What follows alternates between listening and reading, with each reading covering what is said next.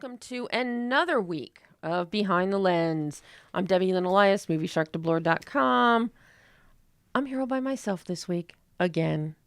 But don't worry, you're not going to have to listen to me all by myself for a whole hour. We've got some great guests who are going to be calling in and joining us. First part of the hour, we're going to have director Madellaine Paxson, her directorial debut, writer Eddie Guzelian. The two of them are best known for things like Power Rangers, RPM. Eddie wrote the story for the Tigger movie. Some charming little Go Diego Go, Lilo and Stitch TV, Legend of Tarzan animated. And now they've joined forces to come up with an extremely entertaining and funny horror movie called Blood Punch. So we're going to hear what Madellaine and Eddie have to say about that transition. And then a director I'm really looking forward to talking to, writer-director Phil Allocco, The Truth About Lies. It is an absolutely charming rom-com. Phil actually participated in the On the Lot series. It was over at Fox a few years ago that Steven Spielberg produced. A dear friend of mine, Shauna Baca, was also in that group of directors. So we'll hear from Phil and what he's been doing since then with his many ventures. But I want to give a huge shout out for ArcLight Slamdance Cinema Club. It's that time again. Cinema Club kicked off last month at ArcLight in Hollywood with an amazing screening of End of the Century, The Story of the Ramones. The movie was released back in 2004, and it originally debuted, before it was even finished, a rough cut debuted at Slamdance 2003.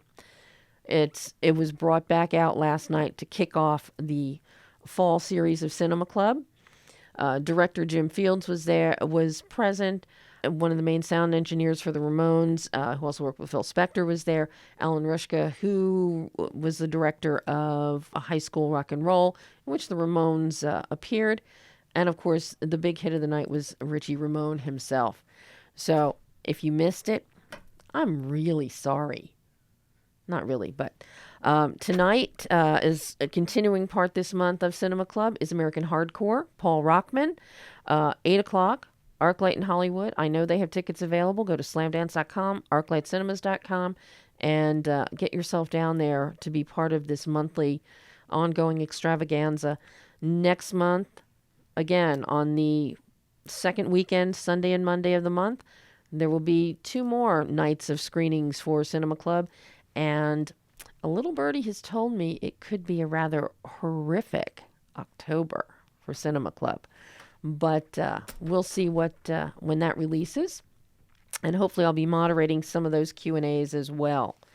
But again, American Hardcore, ArcLight Slamdance Cinema Club tonight at the ArcLight in Hollywood at 8 o'clock. Tickets are still available. So go and celebrate punk rock. But today, in addition to our guest, Madellaine Paxson, Eddie Guzelian, and Phil Allocco, I'll have to make sure he tells me how to say that properly.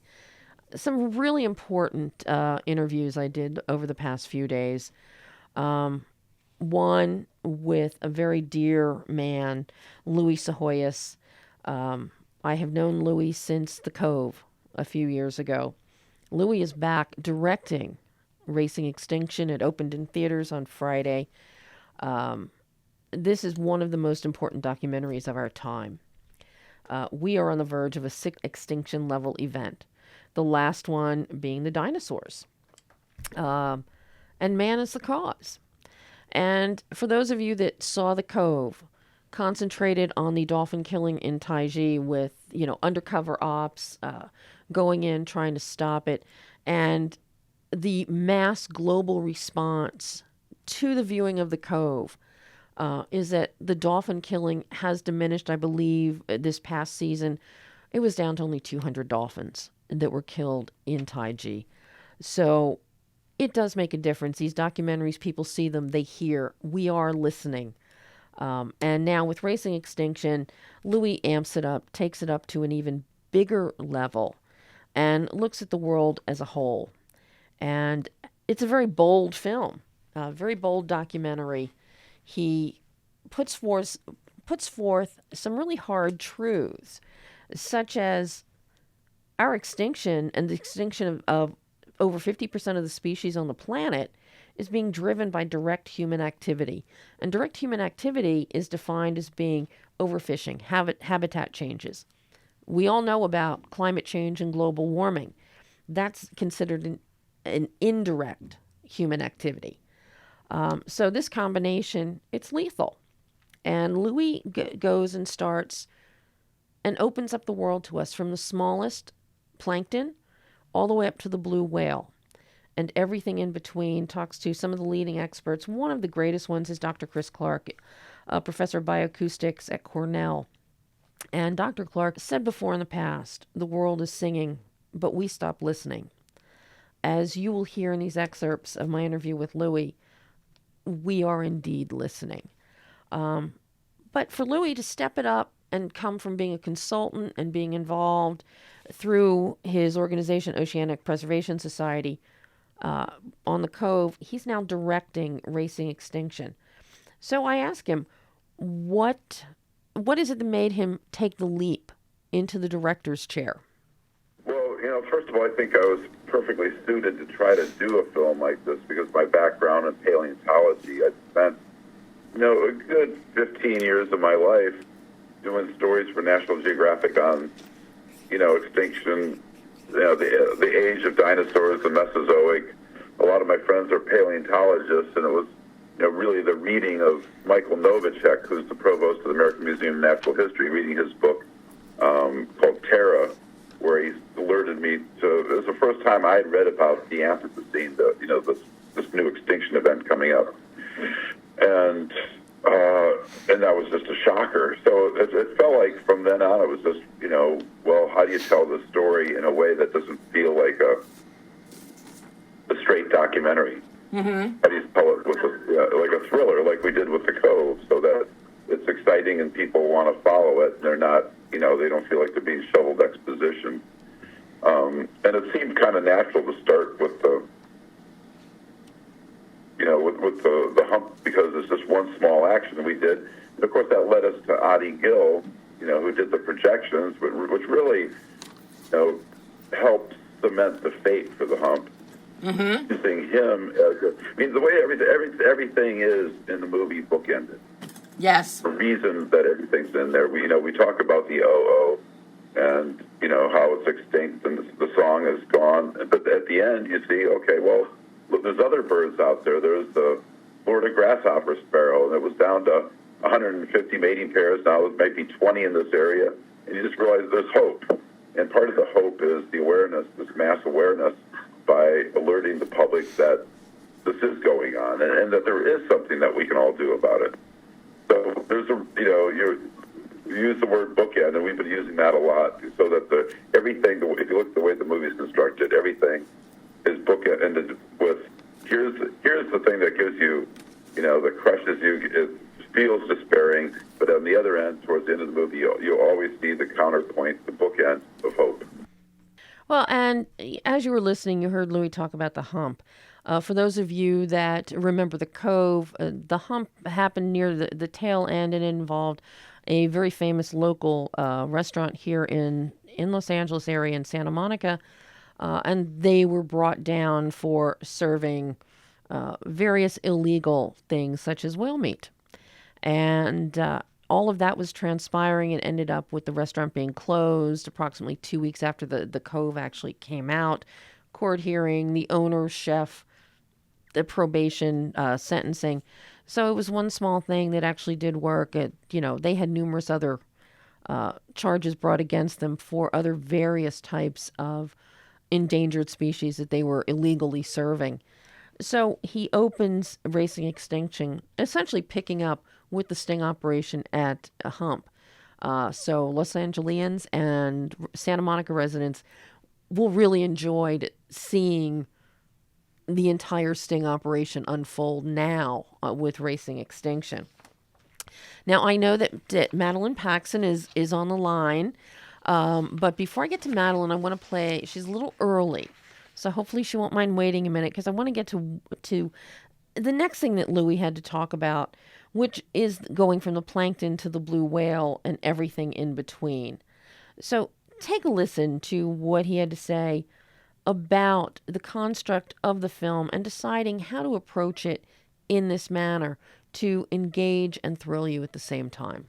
Yeah, I mean, well, when you look at it, we look at the smallest things in the ocean, plankton, to the largest things for rogue planet, the blue whale, and you look at how each one of them is being affected. Plankton, because of acidification, because of warming, we're cooking plankton right now, which is not just the base of the food chain that everything thrives on, but it's also responsible for 2 out of every 3 breaths you take.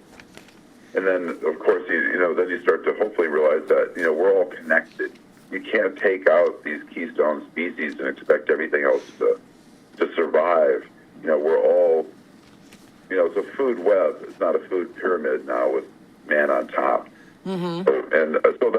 So plankton was a real natural because of the work of Boris Worm. And, of course, the most exciting thing in the world to me in the ocean is the blue whale and the manta. The blue whale, I've always wanted to film a human being in scale with it because I'd never seen a really good video. And so we have that wonderful video. So it just gives people a sense of awe. And, of course, with the blue whale, you have the extra benefit that this animal is not only big and huge and that, like the largest animal to ever be on the planet, bigger than any dinosaur ever. It also has the loudest song in the animal kingdom, but you can't hear it. So what, the other sort of arc of the film is that there's a hidden world, both visually and orally, that we're blind to, because our bodies are really blunt tools to perceive the world. So I thought if we could give people a sense of awe, that there's way more out there than they can perceive, it might give them pause to step back and just, look at nature, feel nature a little bit differently. So, with the blue whale, we talk about the song. You speed it up, you can hear it, and it's very haunting. And then, of course, that's bookended at the end of the movie where we're blasting the blue whale song out across First Avenue in front of the United Nations building. But then, the manta is probably the most beautiful animal I've ever seen on land or in sea. It's like a dancer, and it's part of the shark family, but it's just the most harmless animal you could ever imagine. And the idea that it now is being driven to extinction because of its gills for these alleged medicinal purposes seemed to be a travesty that was, I don't know. It was very poignant that you take a animal that was so beautiful and so brilliant and then kill it for this meaningless reason. It's kind of, I don't know, it seemed to embody a lot of the what mankind is doing to the ocean in general. Yeah, and it's if you look at the film the way it's constructed as well, it's like we wanted to preempt people's idea that I'm just, the thought that everybody has that I'm just one person, I can't make a difference. And here you see all these people in the film, Sean Heinrichs, Elon Musk, Leilani Munter, working against all odds, and they're just one person to make things happen. So that, by the end of the film, we don't have to say, hey, everybody makes a difference. You've already seen it. But you also realize that collectively, we're really powerful. We can change the world if we band together. And so there's a lot of, we did a lot of thinking about, how do you make a movie that feels epic but doesn't, allow people to despair, and gives the solutions within the body of the movie. So we give solutions at the end in case, to really solidify it in case people really don't get it.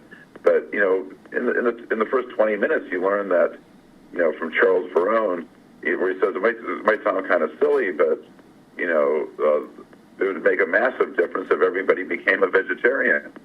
And, so we have the solutions embedded in the middle of the film, so it becomes part of the narrative, part of the exposition.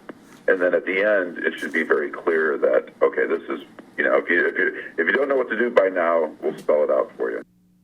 And spell it out he does. We'll hear some more some closing remarks from Louie in a little bit. But first, let's welcome the wonderful Madellaine Paxson. Hi, Madellaine. Hello, Debbie. Thanks for calling me wonderful.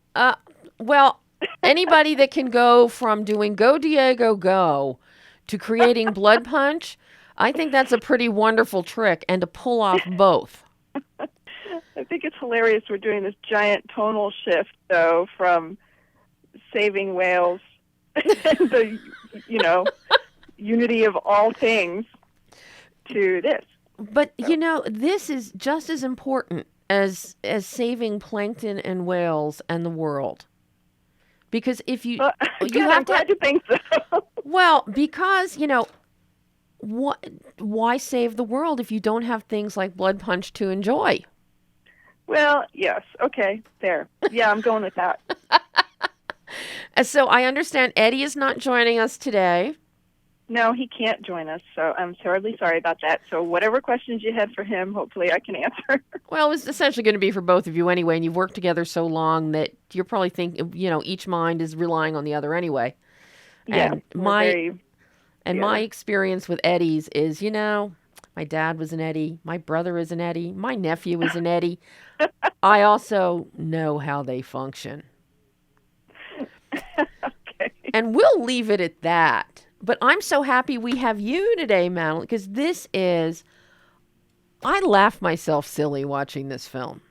I'm glad you did. I love a good horror film.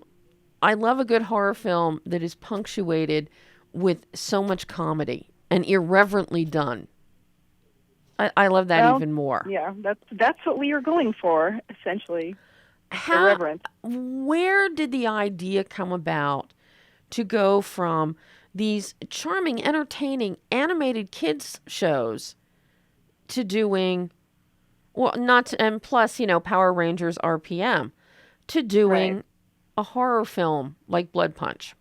Well, it was a little bit backwards. I mean, Eddie and I, as you know, we're both cartoon writers, and we met at Disney.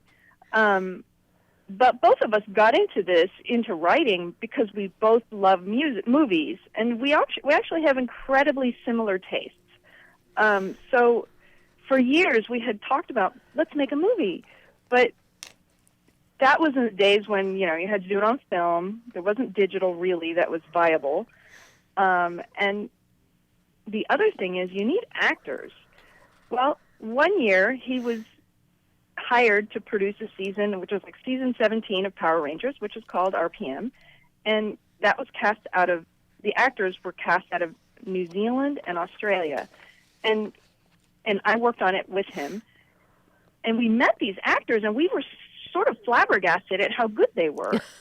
Because, we work here in kids' TV cartoons, but also live action. And it wasn't easy on the live action shows. Usually those are more like tween shows. Mm-hmm. And it was hard to find actors that were good here in LA. So we were pretty much told, you're not going to really find good actors there. We've auditioned the whole country. Just get them to look right. Well, we found these guys and stayed in contact with them, and now we're great friends. And pretty much it started with them, the actors, which is totally backwards from how you usually do it. Usually you write script and go find the actors. But we started with them, and so we had we had three leads that we wanted to make a movie with, and so that was 2 men and 1 woman, which is a love triangle. Of course. Automatically, that's a love triangle. And like I said, Eddie and I have a lot of the same tastes in movies. We have some disagreements, but we like a lot of the same stuff. And so we thought, film noir, let's do a film noir, which this really is. We call it, we, in our hearts, or in private, we call it a supernatural film noir black comedy. But that isn't a category. That's not a genre. That's a mashup, is what that is. But that's what we like, so that's what we did. And that's really where it started, with the actors and crafting a story around them, first of all.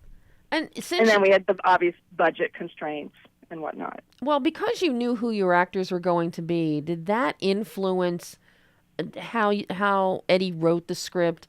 and how the two of you approached the development of it.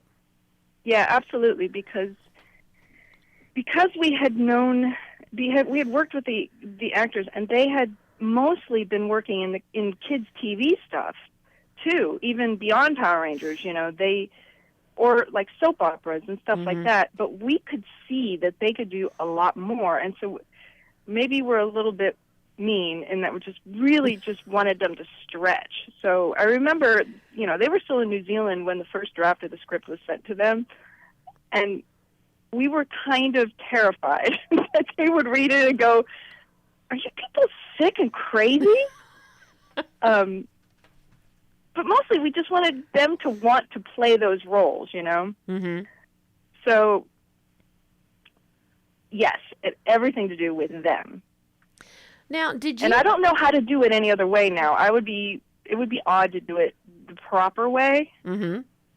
So, I don't know. Well, I think in the ever-changing spectrum now with all the different mediums out there and platforms for content, I don't think there is a right way or a wrong way now. I think it's just whatever way gets it done. Yeah, that's pretty much how it worked out for us. So now, what made this why this one is your directorial debut? Well, because this was the one that we had decided to make. And, I went to film school, and I loved directing in film school, but I only made shorts. Mm-hmm. And I also did the writing track and the directing track in film school. But when I graduated, I just thought, production, because I would go do things on movies, like be a PA. And that life for me was pretty brutal, production. And I didn't know if I want that to be my everyday life. And so I chose to go down writing. But I always wanted to make a feature, direct a real feature. And so when we finally decided to make a movie, this was the movie we decided to make, given all the puzzle pieces that we had put together. And, since I have a lot of input into the writing part of it as well. See, I knew this is why we don't really need Eddie. You're fine. Sure. Okay.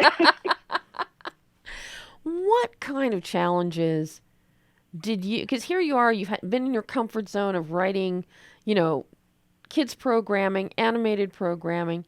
You make this leap. What kind of challenges did you find for yourself once you got into that director's chair? Well,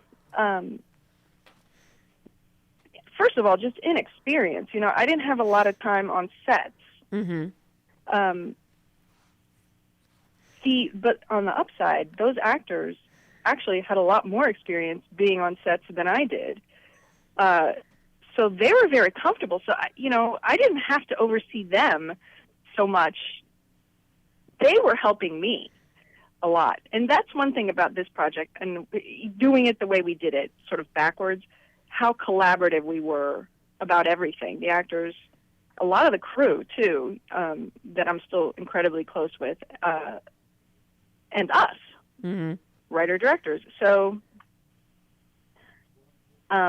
they really helped put me at ease more than I had to help them put them at ease, if that makes sense. Well, how much of a help was it to you? You brought in Neil Servin as your cinematographer. Now, I know he worked on Power Rangers RPM, but I love what he did with Snowmageddon, and I have to say it, Finding Mrs. Claus.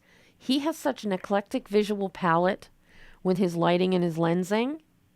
And, yes, he was amazing. And what you... Yeah, talk about an all RPM production, practically, but here.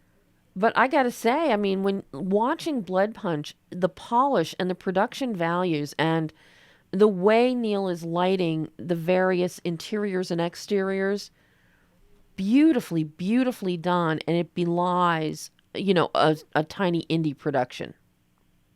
Yes. While working with him on RPM, I remember how helpful he was as far as being a DP, with a million different little problems that existed on that production.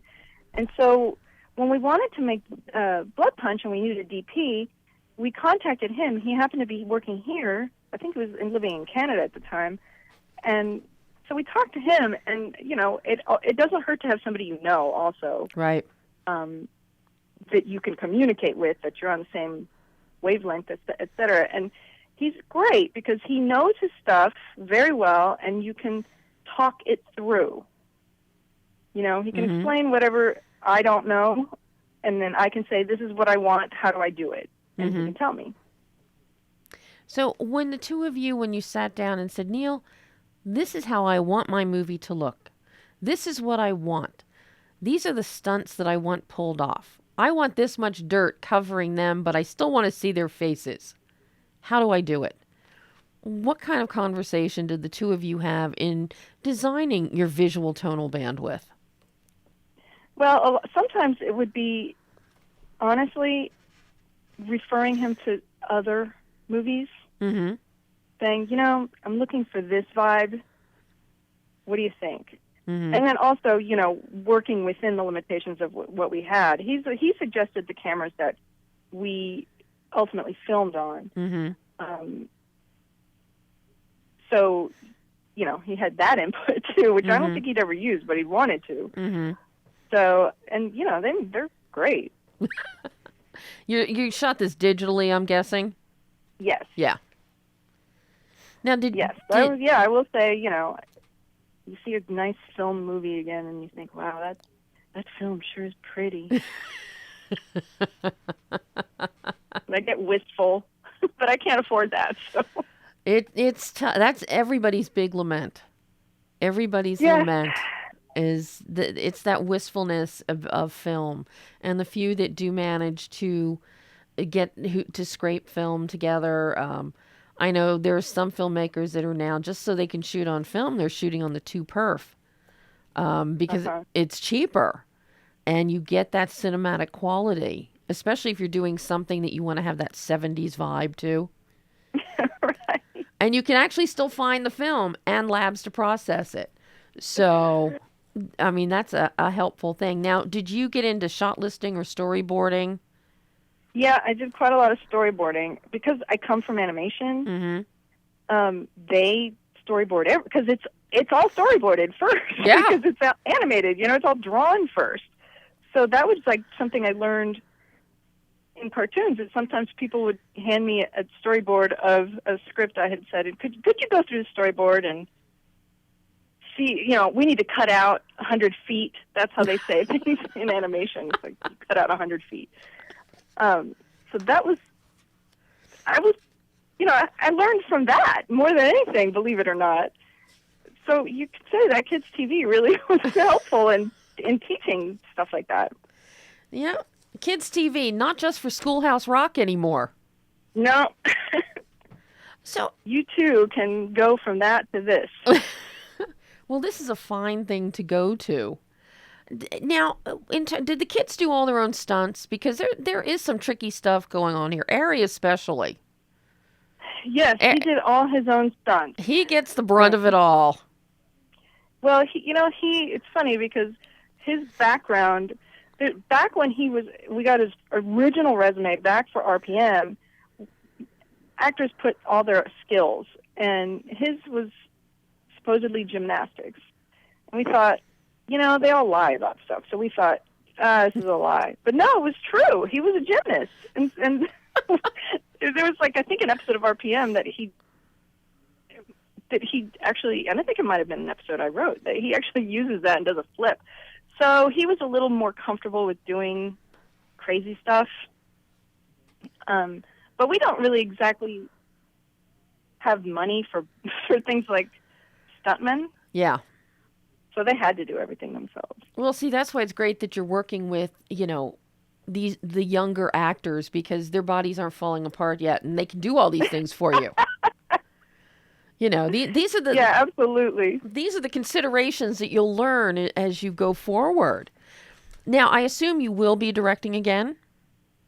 Well, I'm looking to.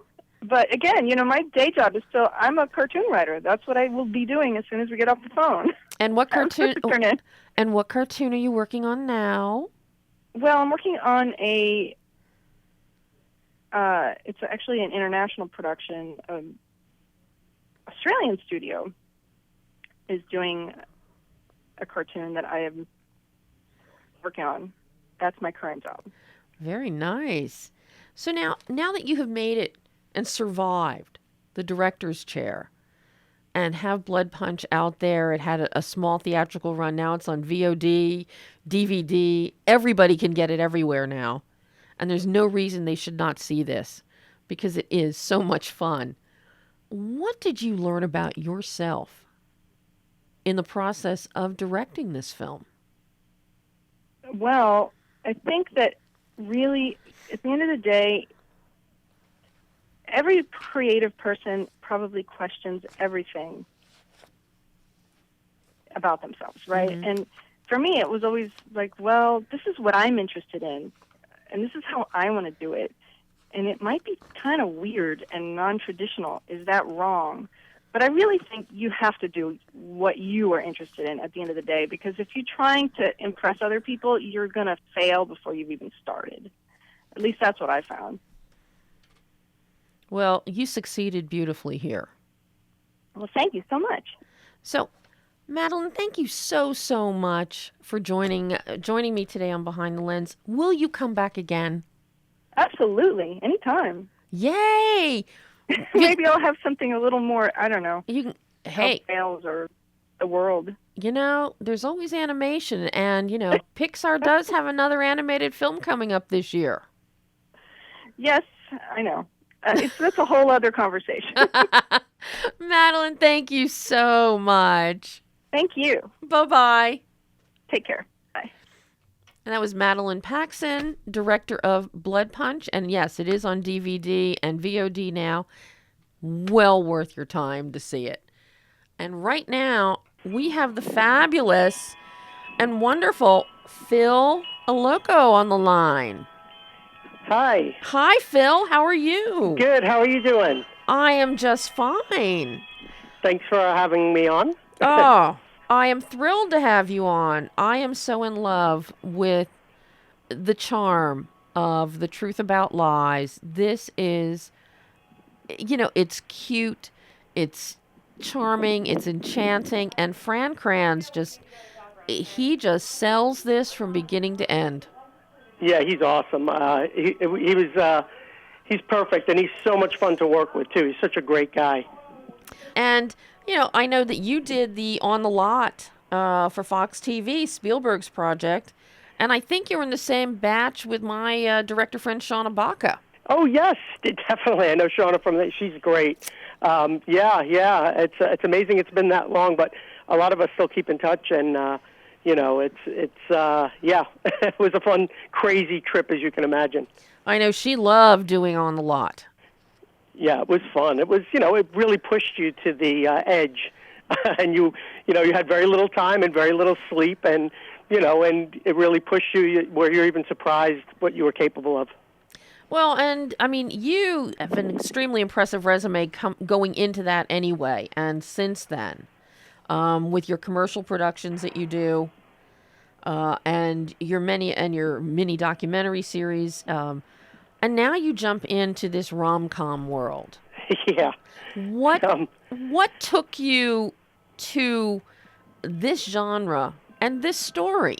Because you also wrote this. It's so funny because I always thought of myself as being a drama guy, I had all these, I was always trying to make feature films, and I had several scripts that were straight up dramas, and, for different reasons, funding would fall through or whatever. And I wrote this one while I was literally waiting for another film I had to kind of happen. And then this one just came together, and it's just kind of surprising because it's not what I thought I'd be doing. So, life is like that. So, what did you draw on? Give the listeners a brief rundown of the story of Gilby Smalls. Well, I had this idea of what if a guy was more honest when he was lying than when he actually told the truth. And I was caught with that idea, of even if his situations were BS, if he was actually more real and more honest when he was doing it. And originally I didn't know it would be a comedy, and then when I started writing it, it was apparent it was going to be really funny. And I just wanted to have all the characters either lying to each other or lying to themselves. And, that's kind of where I started. And, Gilby, it kind of, tried things his own way and is, kind of feels like he shouldn't be defined by his job or his life. His whole identity shouldn't be just based on money and a job. Like, what about what I'm really about? And that doesn't take him anywhere. He kind of, loses his girlfriend, his place burns down, and he winds up living with his mom. So he feels like he has to do something drastic, and he starts, through an advice of a friend, just trying to, BS a bit more and just try to, people project people believe what you project. So it's kind of what it starts it kind of innocently, and then of course it takes them on this crazy ride. Well, and I have to say this is an incredibly crazy fun ride, but hand in hand with that, your attention to detail in telling this story and in creating your characters is just amazing. One of the things I love watching Fran as Gilby is we see his whole physical persona change, in tandem with with the character arc. The bigger the lie and the more he gets into something, we see the clothing start to change. We see the hair. Right. He combs his hair. Right. I mean, well, it literally starts with these kind of, because I kept thinking about, the idea of lying, and not just the big immoral ones that we all kind of talk about, but just the kind of everyday lies that, it's, the obvious ones. If someone says, how does this dress look? You're not going to, if you don't like it, you're not going to say it, so you have all your life, you have these little white lies that you think are harmless, and these kind of just build up to becoming something that really kind of backfires on them, And, but it's those little details that many directors will overlook, but they inform the characters so intricately. And we see that not just with the character of Gilby, but then with our lovely two, I don't know how we should describe them, our nature worshipers. Oh, yeah. Well, it's kind of interesting because Rachel, who's played by Odette Annabelle, she's becomes the object of Gilby's desire, and she's kind of lost in seeking and looking for a change also. So in a weird way, they're both kind of lost. Mm-hmm. So when they find each other as friends, they have this kind of chemistry, and they kind of go on this ride together, But since it's under all these kind of false pretenses, it's kind of hard for them or for her, to decide what's real and what isn't real. And mm-hmm. I think that's kind of what the fun part of the film. Mm-hmm. Well, a beautiful part of the film is Deanna Sidney's production design.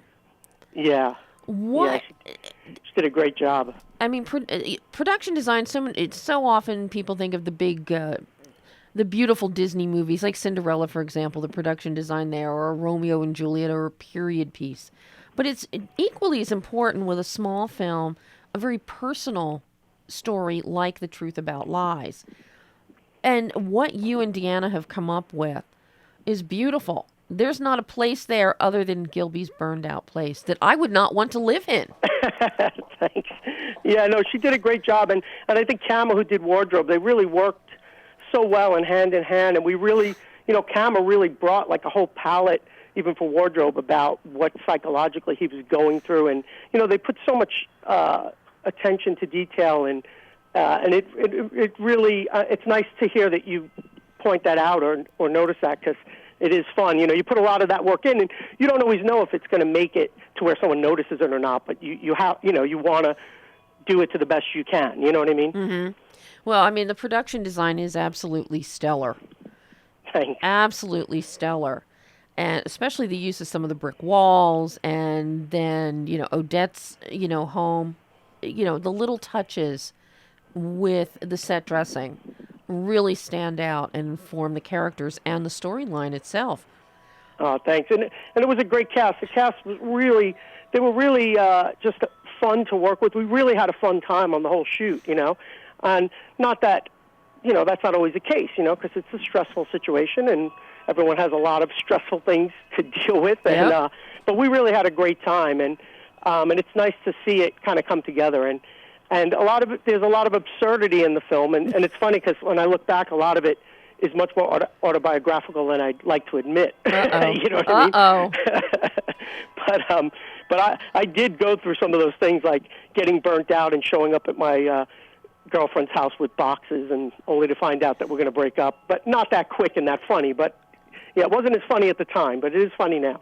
Well, I still want to know how he got those boxes packed and moved so quickly after his apartment fire. Well, and this is an interesting thing. When your place burns down, there's not much left.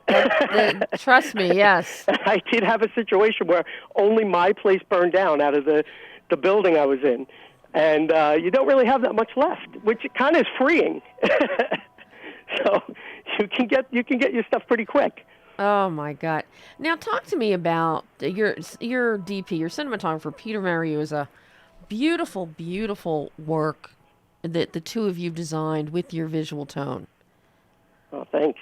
Yeah, Pete and I, we've been working together since my very first short film, and we've done a lot of the commercial work I do.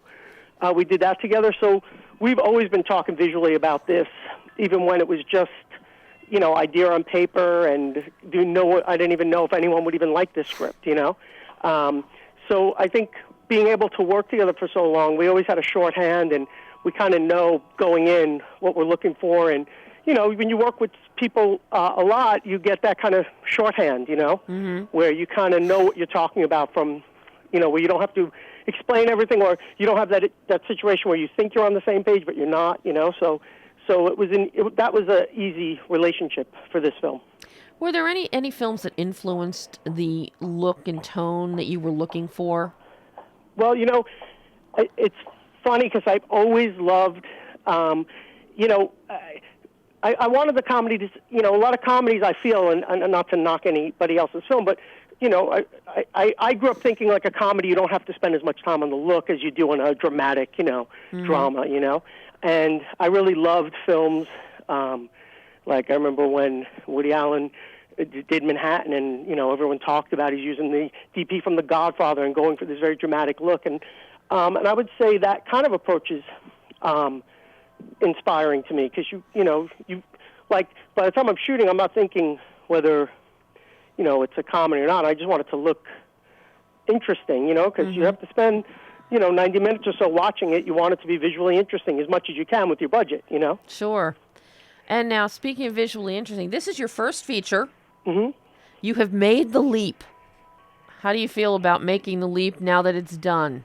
Well, it's addictive, because now, all I could think about is wanting to make another one, and, and feeling like, I can't wait to do X, Y, and Z, and try to think of all the things I've learned that, you hope you can get better, Mm-hmm. So it's kind of addictive, and I think any of us filmmakers who make films, we get addicted to it. We're, kind of crazy in that way, because it's such a, insane business. You know what I mean? It's not easy, but I am hoping and looking forward to hopefully making another one. Well, and Truth About Lies has been traveling around for a while. First in a screenplay competition, because I know you were at the Beverly Hills Film Festival with that a few years ago. Yeah, well, I put the script in some contest because I didn't know what to think of it when I wrote it. Because like I was telling you, I didn't picture myself as a comedy guy. So before I showed it to anyone, I put it in a few festivals as a script, and it was a finalist in one and won in another one, and I thought, okay, maybe there's something here. And then I started sharing it, and people seemed to relate to it or like it, and then I just kind of went with it. Well, and now, I don't mean, I started pushing it and going with it in that way. I mean.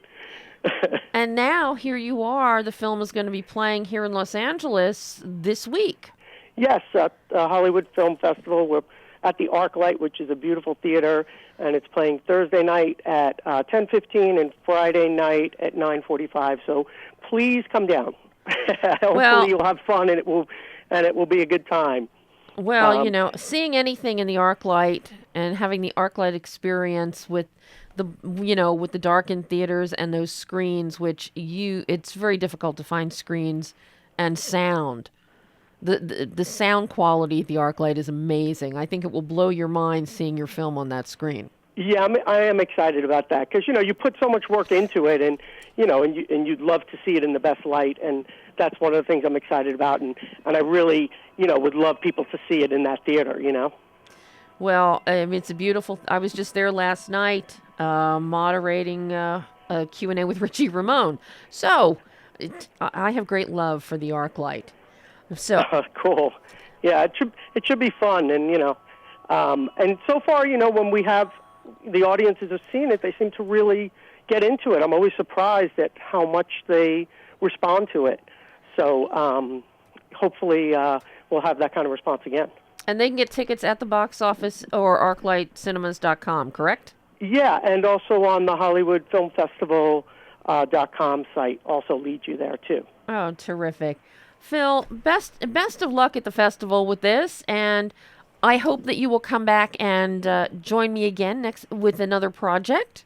Oh, I would love to. And thank you so much for taking the time to talk to me and look at the film. I really appreciate it. It's awesome. Oh, it put a smile on my face from beginning to end. That's good to hear. Thanks so much, Phil. Okay, thank you. Bye-bye. Okay, bye-bye. And that was Phil Allocco talking about his first feature film as well. It's a day for first-timers here. His is The Truth About Lies, and you can catch it at the Hollywood Film Festival this week, Thursday and Friday. We're going to take a short break, and we'll be right back.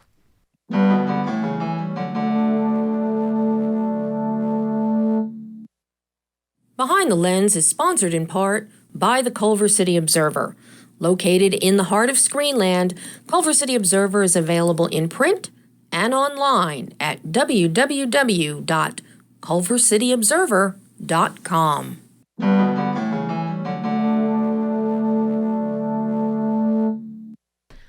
And we are back. So much fun with Madellaine Paxson and with Phil Allocco today, talking about Blood Punch and The Truth About Lies. And now we're going to go back and hear once more from our good friend Louie Psihoyos talking about racing extinction. Just the day before that Louie and I spoke last week, the court ruling came down, the announcement came down from the U.S. District Court out of Hawaii about the agreement that was reached between the U.S. Navy and environmentalists concerning sonar and explosive testing that is done within the migratory path of the blue whales. That is now going to be coming to an end. So obviously, this is something very exciting in the environmental world, in this race to keep us from extinction and to keep our species, all of the species that share this planet with us from extinction. So I talked to Louie about a victory like this one with the U.S. Navy. Yeah, no, that's all huge stuff. I mean, I think every day there's so many victories going on. I realized that 5-10 years ago, I go to a lot of environmental conferences and talk, and 5 years ago, the feeling was we're losing, the climate deniers are winning, they bought Congress, but we need to do what we're doing just because it's the right thing, even if we're going to fail. Now, in 5 years, that conversation has totally changed. We're winning now, and COP21. Those agreements have already been signed. When all the leaders get together in Paris in November, December, we've won. So the question now is, how fast are we going to scale this up? Are we going to reach the speed and scale that we need to transform society? But everything is in place now. Mm-hmm. And yeah, there's going to still be climate deniers. There's still going to be politicians bought by the oil companies, the oil oligarchs. But I think we're winning the battle now.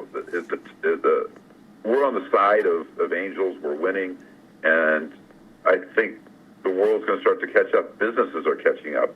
They realize that the old way of doing business, where you extract and destroy and make fake promises, are no longer going to hold for an informed culture. Right now, the social media is the most powerful transformative tool that we have, I think. And coupled with the film, I call it a weapon of mass construction. Before to be powerful, you had a bomb, you killed people. Now, with the film and social media, it's like you create allies. It's the opposite of destruction. And that's what's going on. And companies, the cool companies, are figuring out that to stay ahead, to keep their customers, their loyalty base, they have to transform. Companies and governments are going to start fearing the informed population now. And we're informed, and we're active, and we're going to change the world with or without them. So, I can't encourage everybody enough to go see Racing Extinction. It will move you. It will hopefully inspire you. You will see some of the most beautiful cinematography and hear some of the most beautiful sounds from our planet today. It is in theaters. It will be going on to digital and VOD shortly. But see it. You will love it. And you will hear what's being said. But as Louie was just talking about governments and companies listening, another hot documentary this weekend is called Peace Officer. It takes a look at the paramilitary training of police officers now, as opposed to those days gone by when the police officer was your friend. You get your little book in elementary school and they say hi to your police officer. Be nice. Things have changed in the training of police officers over the years and how situations are approached. We've seen it unfold across the country the past few years in places like Ferguson. We didn't really hear about it happening in a place like Utah, Davis County, Utah. But now we're going to hear in the documentary Peace Officer from Scott Christopherson. It's an amazing story about an amazing man, Dub Lawrence. Dub Lawrence is a former sheriff of Davis County and a few other places, former Marine. He was a sheriff for over 29 years. He got out. His son and he founded the SWAT team, the first SWAT team in Utah, only to have that very SWAT team that he founded in 2008 kill his son-in-law, which set Dub on his own path of investigation. Now, not everybody is going to have the tools or the means, and even a sheriff, how many tools and means do you have in order to investigate a crime on your own and see what went wrong? So I had a chance to talk to Dub and to Scott. And first, Dub gave me his background, which I'd love for all of you to hear about. I had been working in and out of the profession since the early 1970s. Actually, from my Marine Corps days, I worked with the battalion legal office, so I saw former Marine. I saw cover-ups, I saw injustices, I saw reports that were fabricated, not accurate, body counts, that were embellished. And I was in a unique perspective there because I got to witness as a court recorder, things in the Marine Corps that the general public didn't know about. And so moving to Utah and after I got married and getting a job as a police officer, it was kind of a smooth transition for me, from my military experiences and my military profession to my law enforcement profession. And in 2008, after the shooting, not too long after that, in comes director Scott Christopherson. Yeah, I have studied documentary. I'm a documentary film professor, and it really kind of fell into my lap. Like, it was, I don't know if you want to say fate or providence, but I met Dub at a softball game. I was playing with his son in a softball game. He comes up to me and says, "Hey, I want you to teach me how to edit." And I was a documentary film professor. He knew that, and then he took me back to his airplane hangar and showed me this 2-hour-long analysis of his son-in-law's shooting death on Final Cut Pro. He'd edited this 2-hour thing, and I was blown away by that. And at the same time, I was also really fascinated by the fact that Dub was lowering himself into feces by day and solving crimes by night. Well, there is a great metaphoric similarity there.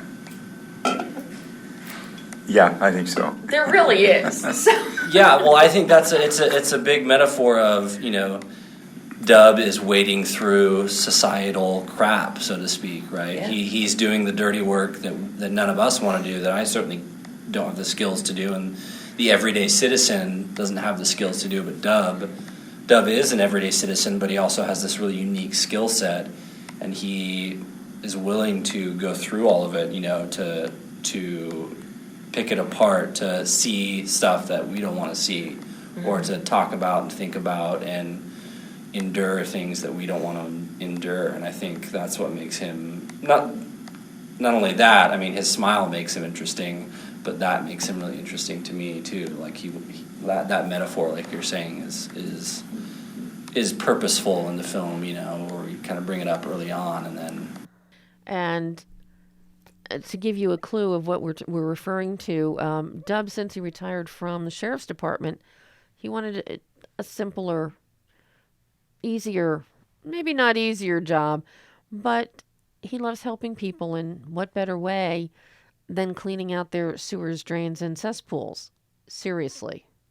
That is what he does. So, and he does that by day, and then by night, he does investigation, and not just on his son-in-law's case, but as you'll see in the documentary, it delves into other cases, none of which are race-related, which is something very, very key and important to this documentary.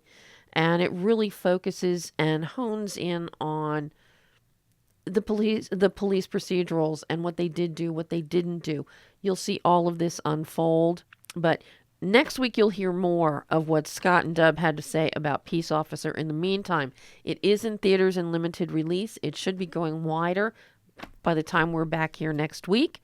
So that is something you should all check out. Racing for Extinction and Peace Officer, two extremely important and powerful documentaries. And you heard about them and heard from the filmmakers themselves here. Go see The Truth About Lies this week at the ArcLight Theater on Thursday and Friday. And if you're in LA tonight, ArcLight Slam Dance Cinema Club, American Hardcore at the ArcLight in Hollywood. So that's it for today. And we'll be back next week. Greg will be back here next week. And also, Gil Cates Jr. will be joining us live to talk about his film, The Surface.